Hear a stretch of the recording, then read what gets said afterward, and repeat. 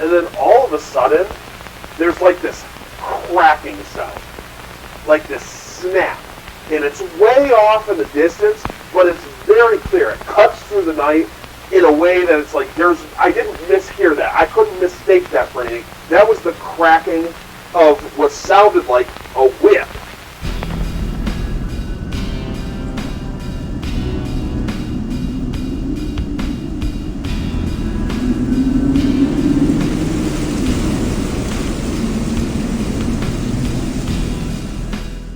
So, once again, you found yourself at the campsite of the Orator. Oh, please pull up a chair. As you can see, my fire is stoked, which means tonight I have another tale to tell. But before we begin, if you find yourself enjoying this kind of content, first-hand accounts of the supernatural, paranormal, things that go bump in the night, that allow the spirits to guide your planchette to both the like and subscribe button as well as the notification bell. That way, you get notified every time I upload new content, and it allows me to continue to do what I love, which is telling terrifying tales. Second, all of our stories are first-hand, true accounts of the supernatural and paranormal. Today's story comes from us from Redditor Low News 8939, but if you would like your story told here on The Orator, then please reach out to me on any of my social media. We'll find a time to get together, collect your story, and hopefully feature it one day here on The Orator. And now, with all of that out of the way, let's get on to today's tale. It is a story that I call The Plantation. So it's 1998, and John is 13 years old, and he is entering fall break from his school. And during his fall break, him and his parents both decided that it would be really cool if he went down south, where his grandparents lived, and stayed with them on their estate. And he had visited his grandparents' estate a couple of times when he was younger, but he had never really done an extended stay there. And so for him, he was really, really excited about this because they lived in the deep south. They lived on this huge estate with a ton of yards and wood and fields. And it was just like, to him, being an outdoorsy kind of boy, it was like a dream come true. He didn't have to be with his parents. He kind of got to do his own thing. He probably was going to meet a bunch of new people who were also out on fall break. And he was just really, really excited about it. And so his parents drop him off, and he's sitting there kind of at the threshold of the estate. And like I said, it's been years since he's been there, and they've kind of discussed a little bit about the place that he's going. But now he's laying eyes on it. And this isn't a normal estate. This isn't like some big normal mansion in the south or anything like that. This is a plantation home. So plantation homes, basically, this is an old one. It's been in his family's lineage for generations and generations. And these old plantation houses, they used to belong to people who owned slaves back when America participated in slavery. And through the generations, this house has stayed in his family. And so he showed up here and he's looking around and he can see the history of this place. I mean, the estate itself, the house itself, is this old antebellum style manor. It's white. It's got these giant white pillars. It's, 2 stories tall. And it's just one of these enormous buildings. And it's very beautiful and pristine. And you can tell that it's very old, but very well maintained. And then the surrounding land is gorgeous to look at, but it's also a very stern reminder of the history of this place. I mean, as he's looking around, he can see the cotton fields around this place. And I mean, they're old and they haven't been picked in forever, and they've gone, run aground, and they're not used anymore, but he can see them. He can, when he goes around back the estate, he can see the old slave quarters where the slaves used to sleep. They're still standing on the plantation. He can see the forest surrounding it, and at the very edge of the forest, he can see the old graveyard where the slaves were buried, and it's run over and it hasn't been kept well. And so this is his first view of the estate in years, and while he's taking in sort of the beauty of the land and everything like that, it's pretty difficult for him to separate it from the fact that his family in their history participated in this really vile, disgusting act. But he's there for the summer to sort of enjoy himself, and so he goes in and he says, hello to his grandparents, and of course, they're lovely grandparents. They greet him, they kiss him, they love him. They're so excited that he's there. He gets his stuff put away in his own room, and it's this giant, like I said, it's this sprawling manor. there's so many different rooms that he could take, and so he picks the one he wants, and he's super excited. It's this really big room. It overlooks the back side of the house, so you can see the entire backyard, including some of the fields and some of the old quarters and even that graveyard. He can see all of that from his window. And so he's sort of just like unpacking and enjoying the view and really getting excited. And then it's time to just sort of spend time. There's really not an agenda. He's just there to enjoy himself. And so, during the daytimes, over the first few days, he just explores the land. He climbs trees. He goes and walks the fields. He ventures out into the woods. He finds other people in the area, and he's hanging out with them. Sometimes he stays inside, and he finds they have this old library with all these old books, and he peruses them, and he's reading through them, and he's really kind of having the fall break that he wanted to have. He's enjoying everything about it. And then about 4 nights into his stay, he finishes supper, and everything is done, and then he goes to bed, and he's ready to retire and go to sleep. And he's laying there, and he's having a hard time falling asleep. And all of a sudden, it's like he starts hearing these weird noises around. And at first, he's trying to just calm himself down and saying, this is just an old house. He's hearing these creaks throughout the house, and it sounds like somebody's walking around. And he knows his grandparents have long since retired to bed, and they wouldn't be walking around the entire house, and the whole thing is creaking. And he swears he can hear whispering.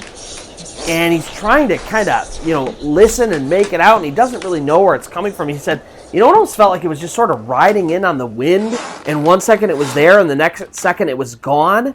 And in his head, he's kind of freaking himself out, and he's then trying to calm himself down and convince himself, no, this isn't anything weird or supernatural or creepy. This is just a very old house on very old land, and it makes some weird noises. And so he's trying to get to bed, and he's got his eyes closed, and he's doing everything he can to fall asleep.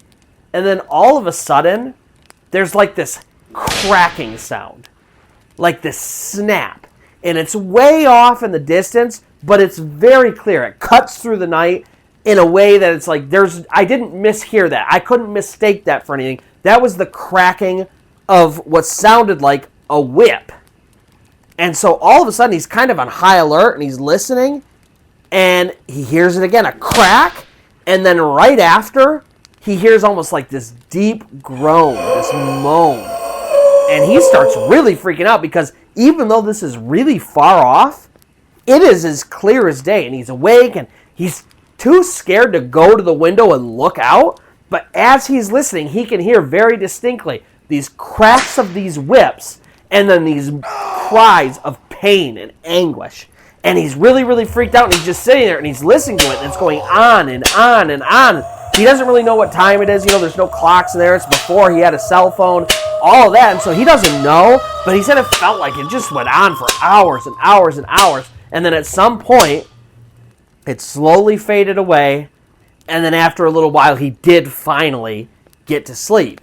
And so he wakes up the next day, and he's not very well rested, and he's really freaked out, and he doesn't really know what to do, but he's like, I really feel like I need to talk to my grandparents and at least get some kind of either confirmation or maybe they'll help me calm down. He's not really sure, but he goes to them, and first, he approaches his grandma and then his grandpa, and he just says, hey, have you guys ever heard anything weird around here or seen anything weird around here? And when he asks his grandma, she literally just gives him a look.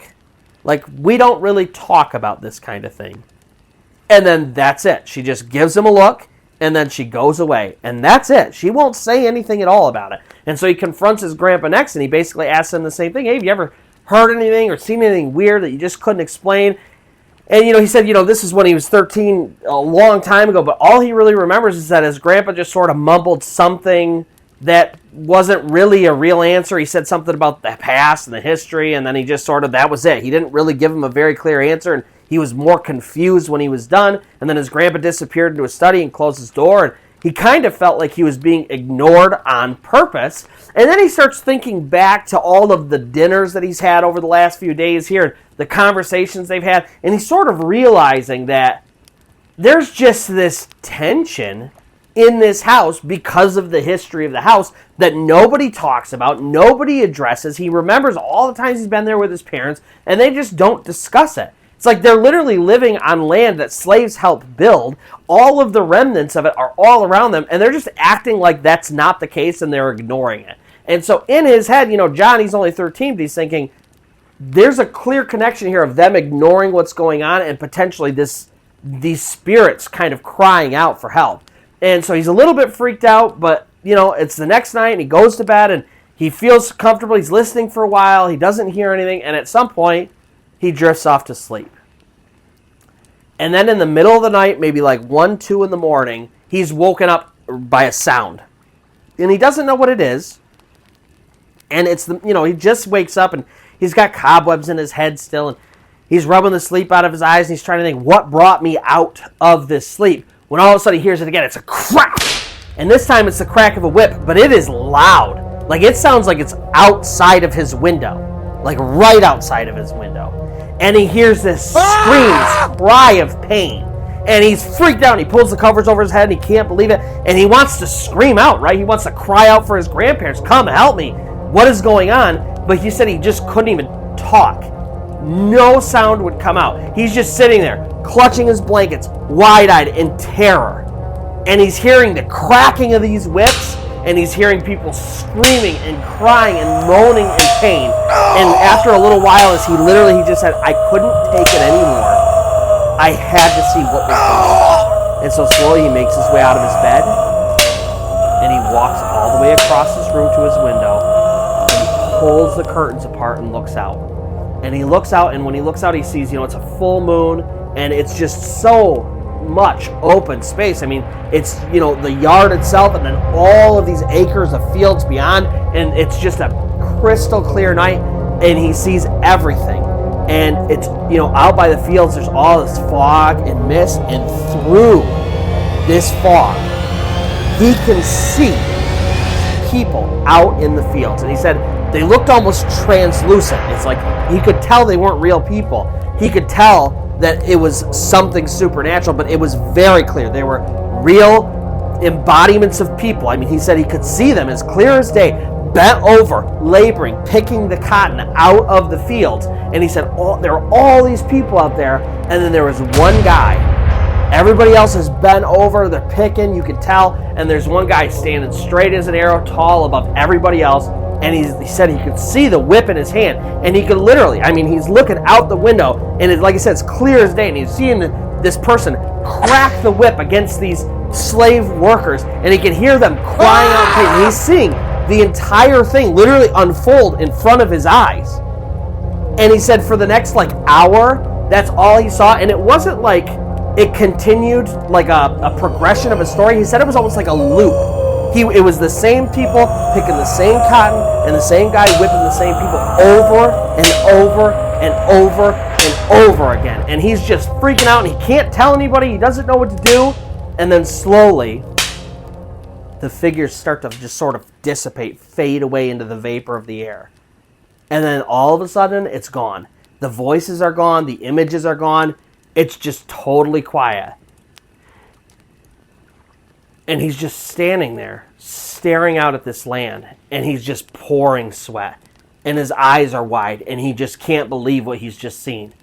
And then, he thinks, I want to go and talk to my grandparents. And then he thinks about the conversation earlier and how he tried to already discuss this and how they were completely ignoring him. And they were almost upset about it. He got this feeling that they were angry that he would even discuss this. And so he decides, they're probably not the people I need to go to with this. And so he goes to bed and he falls asleep. And first thing next morning, he wakes up, he goes straight to the phone, he picks it up, he dials his parents' number, and he says, listen, I'm not feeling very good. I need to go home early.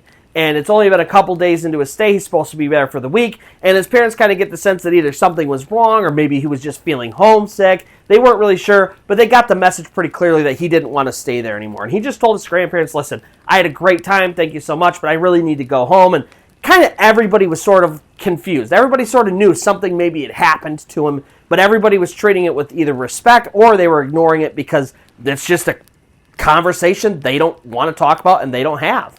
And after that, he said he just decided he wasn't going to visit that plantation anymore, and he never did again. And after several more years, his grandparents passed away, unfortunately. And when they passed away, his family didn't take over the land. They ended up selling it, and they turned it into some historical sites that people could come visit and actually revere and respect. instead of people actually living on that land anymore. And he said, he's never had any other big supernatural experiences in his life. He said, but he remembers that day just as clearly as if it was yesterday. He remembers seeing those slaves picking the cotton. He remembers hearing the crack of that whip. And so that's going to do it for today's story. If you found yourself enjoying this story or any of the others I tell on my channel, please allow the spirits to guide your planchette to both the like and subscribe button, as well as the notification bell. That way you get notified every time I upload new content, and it allows me to continue to do what I love, which is telling terrifying tales.